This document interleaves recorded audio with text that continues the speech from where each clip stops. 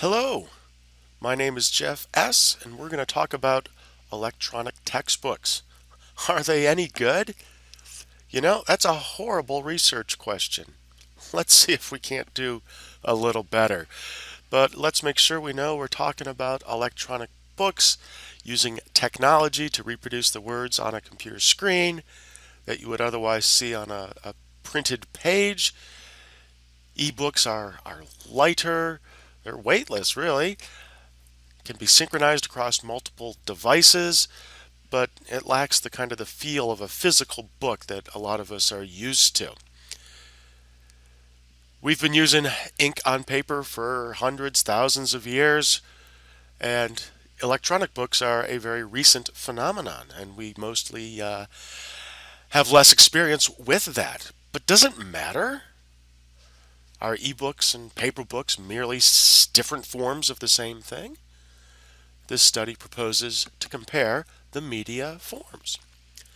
And so my research question is, how do, or do not, electronic textbooks affect student outcomes compared with a paper-based book? In the class that I'm considering, students have the option to purchase the electronic version of the textbook or the printed version. It's their choice. So I will use a quota sampling technique to select 30 students for each media type. And since I don't know what proportion of students will choose which format, the quota assures that I get enough of each kind. Students will self-select their group depending on which medium they purchased. The total population of all classes and all sections is about 200, and so a sample of 60, 30 from each type, seems excessive, but the central limit theorem suggests that 30 is a good magic number, so I'll go with that.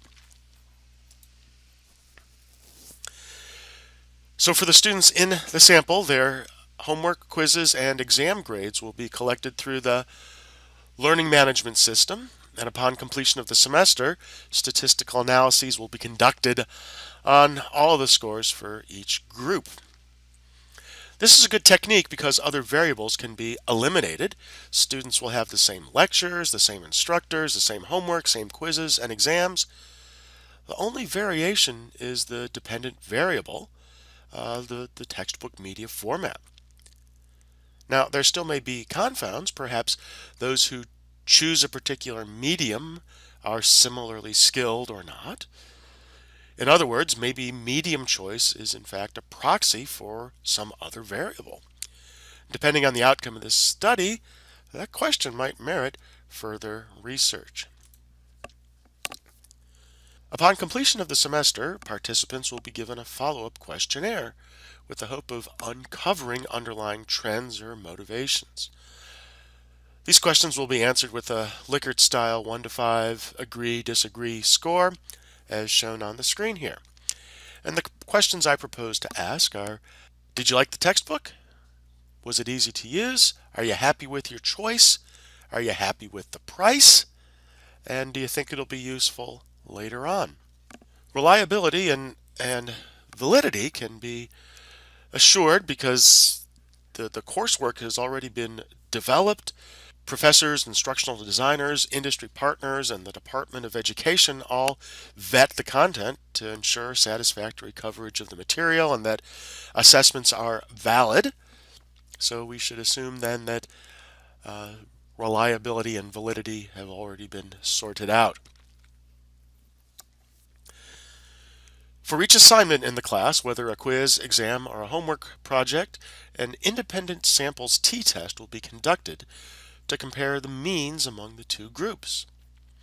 Further, the final grades will be subject to the same independent t-test to compare overall means.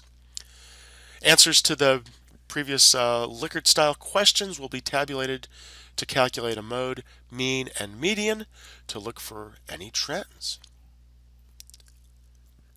So, do the means differ significantly? I can't wait to find out. I'm Jeff S. Thanks for watching.